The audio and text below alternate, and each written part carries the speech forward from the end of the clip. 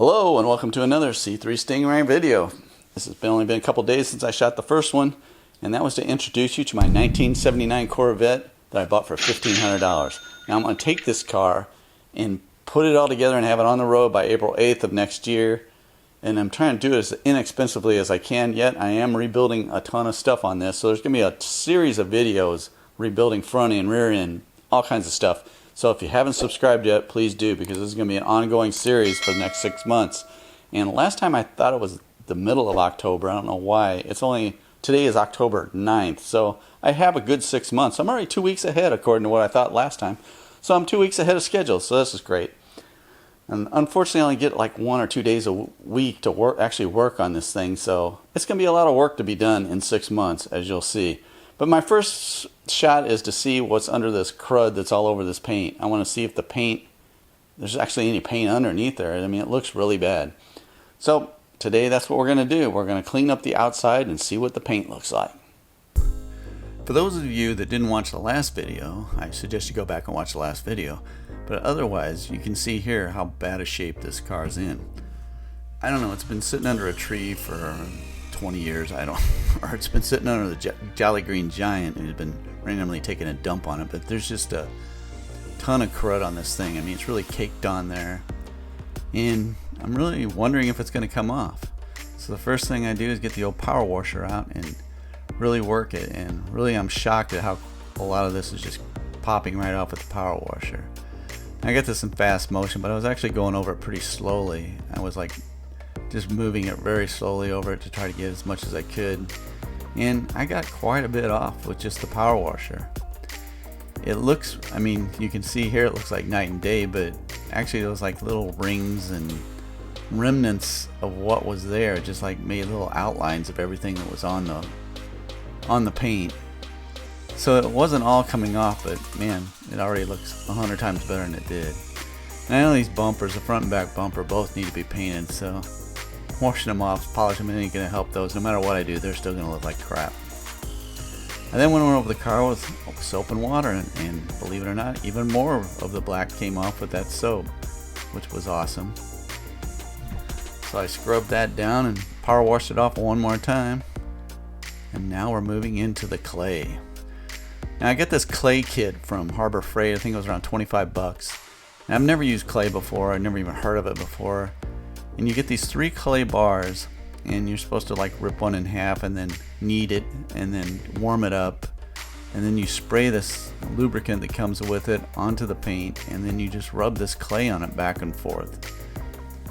So you go back and forth one direction and back and forth the other direction, and this will take off any remaining stuff that's embedded into the paint. Now, to be honest, I didn't think this was going to do squat. I mean, it's just a hunk of clay and I'm just rubbing it on here, but as you're rubbing it, you can feel the difference. I mean, after a little bit, it starts moving very smoothly, and you can see the difference. Because all those spots I was talking about where you could see the outline of all the black that was there, it was coming right up. I mean, this was doing a great job. And I don't know if you can tell in this close-up or not, the difference between what I'm doing there and what the rest of the car looks like. But there was a lot of black on there, a lot of little black rings and just spots, and this thing was taking it right up. I mean, I would suggest doing this on your car, especially if they say to do it before you're going to polish it. If you really want to get your car super clean and get all the imperfections out of your paint and then polish it, this is the way to go, and I'd have to agree with them. This stuff is amazing. And you can use other lubricants. You don't have to use the stuff that you buy there, because it's expensive.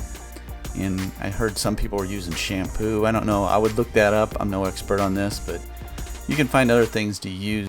It did an awesome job. I was really, really shocked, and it was very unexpected that it did as well as it did. Now, doing this clay took forever. I mean, I actually worked on this car pretty much all day. I started at like 11 in the morning, and then I forgot I had to be somewhere at 2 o'clock, and I left, and then came back around 5 and kept taping into the night. I almost said videotaping. No one videotapes anymore. There is no video. But as you can see, I clayed the whole thing, then I power washed it off again, and now it's time for the polishing. Now first I use this Ultra Pro Speed compound and a heavy cut microfiber pad. Now once again, I got the stuff at Harbor Freight. It costs about 30 bucks for a bottle of this stuff. And you just squirt a little bit on the pad and then just start working an area, usually about a 2x2 area, kind of go over it about 4 or 5 times and then wipe it off with a cloth. And once again, I did the whole car. And it did a pretty good job too. I mean, there were some marks it took out. There were some scratches it filled in. There were some of the smaller chips it kind of took, it just covered them up somehow. So it was doing a good job. And it's a very slow and tedious process though, so I have to go through all this before I can get to this next process, which is the Ultra Pro finishing polish. And now we're using a foam pad, and this is just to try to get somewhat of a shine out of this. You just squirt it directly onto the pad, do the same thing as you were with the compound, and wipe it off with a cloth. This did shine it up, but once again, after I got it done, I got it inside the garage, I could see that I should have buffed it out a little bit more. I saw some marks on it, but overall it did a pretty good job, and I'm pretty happy with the way this paint's coming out. I mean, you saw at the beginning and what it looks like now. It looks so much better. I could just fix up those bumpers. This would be, you know, a good daily driver.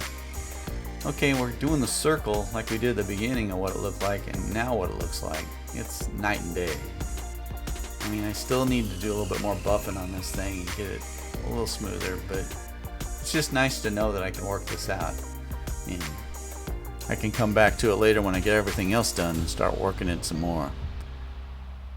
I did a little comparison. We're going to run the first one alongside the new one, and you can really see the difference between the two. Car's coming along. This is something I didn't need to do yet. I could have saved this for the end, but I'm glad I did it. It's nicer working on a car that looks a little decent compared to that grimy thing it was before, because I want to be, me and this car are going to be together for the next 6 months, and I'd like it to be clean.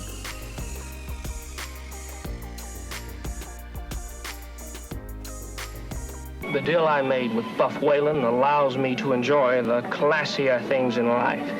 Waiter! Buff Whalen Chevrolet, where deals really do make the difference. Well, I'm really happy with the way this turned out. I mean, I can see now, and I got the lights in here, I can see I needed to buff it out more. But hey, comparing how it looked when it started and what it looks like now, it looks pretty dang good. So I'm really happy with the way this turned out. If I fix those bumpers, I mean, this could be a daily driver.